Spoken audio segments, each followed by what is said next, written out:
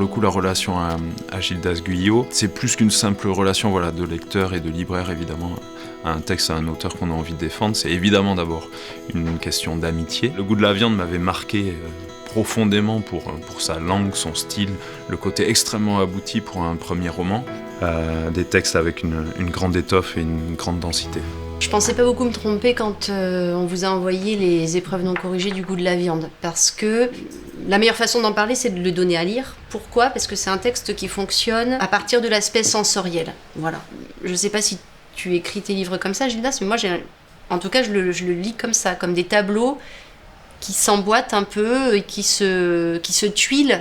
Je sais pas si j'ai une méthode bien précise là-dedans. Moi, après, je sais que j'aime bien lire des choses où mes 5 sens sont en éveil, et donc j'essaie de retranscrire un peu la même chose dans ce que j'écris. Par exemple, t'as pas de plan, de schéma narratif, tu sais à peu près où est-ce que tu veux aller. Je sais où je vais, je sais pas comment j'y vais. Contrairement à des premiers romans, et Dieu sait que j'en ai lu, tu as réussi, en tout cas moi, à avoir une langue qui m'englobe. Pour toi, c'était une première fois, quoi. Oui, mais c'est toujours, c'est ça, c'est ce qui me plaît en fait aujourd'hui encore, c'est que ça reste toujours des premières fois en fait. C'est juste un problème d'ego en fait au départ, moi, qui m'a poussé à essayer d'être publié, juste savoir si ce que j'écrivais pouvait plaire à quelqu'un. C'est pour ça que j'ai commencé à l'envoyer pour voir si ça méritait quelque chose. J'ai aucune légitimité pour moi. Enfin, la légitimité, c'est deux bouquins, mais j'ai fait aucune étude qui allait dans ce sens-là. Donc en fait, tout est à chaque fois effectivement une découverte. D'abord la manière, est-ce que ça va toujours plaire, comment ça va être perçu. Quand j'écris, j'aime bien souffrir, quoi. À partir du jour où j'ai l'impression que le jour où ça devient un métier, c'est une espèce de train-train qui fait qu'on souffre plus en écrivant, et c'est pas ce qui m'intéresse en fait. Bon, quand on rencontre un nouvel auteur, pour l'éditeur, c'est toujours un peu émouvant en fait, parce que on sait au moment où on rencontre l'auteur qu'on va effectivement être amené à ferrailler pendant des mois, voire des années ensemble parce qu'on a décidé qu'on croyait en ce livre, on croyait en ce travail, et donc il fallait aller ensemble au charbon. En fait, c'est assez émouvant parce que le texte nous engage, en fait.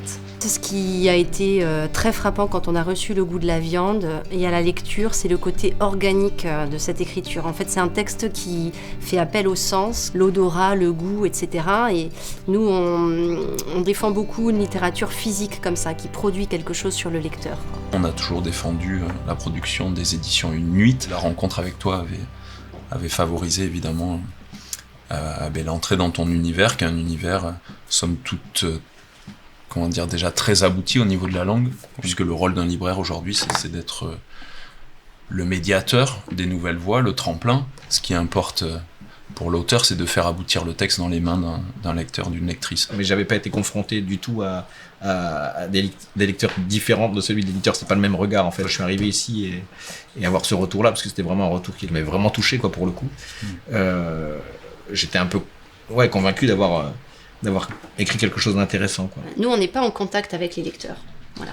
Et ce que tu vas nous dire de ce que la lecture du goût de la viande suscite en toi, ça va aussi nous donner les clés pour la manière dont on va pouvoir le transmettre au lectorat. À ce niveau-là, pour nous, t'es un peu l'alter ego de l'éditeur dans le regard que tu vas porter sur le texte, simplement avec une position un tout petit peu décalée, parce que tu vas faire le lien au lectorat que nous, de facto, on fait moins.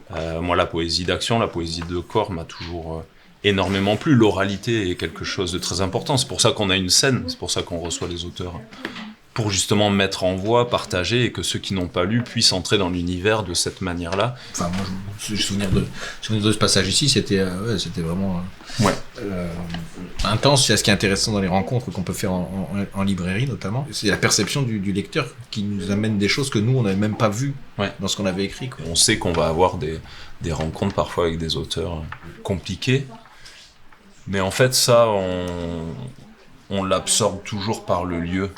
Des lecteurs présents qui viennent avec curiosité, bienveillance plus ou moins, mais en tout cas qui essayent toujours de participer de manière constructive, qui ont énormément d'attention. C'est vrai que des fois ça peut bouleverser des artistes. Je me rappelle même d'une lecture du goût de la viande ou le comédien qui avait lu tout. Enfin, c'était une lecture qui était censée durer une demi-heure, et en fait il avait lu tout le bouquin. Et en fait il insistait sur des endroits qui moi m'étaient paru complètement anodins. Et en fait la manière dont il l'avait repris à son compte, ça faisait j'ai l'impression de découvrir mon livre différemment. À partir du moment où l'auteur envoie son texte, alors évidemment auprès des lecteurs, mais aussi auprès des libraires et même dès auprès de l'éditeur, l'auteur est dépossédé un peu. La manière dont on va en parler, dont moi je vais en parler à Anthony, ou dont Anthony va en parler au lecteur, ce sera peut-être pas la manière que toi t'aurais choisi pour parler de ton livre. Je ne me sens pas dépossédé parce qu'en fait, quelque part, c'est votre registre en fait.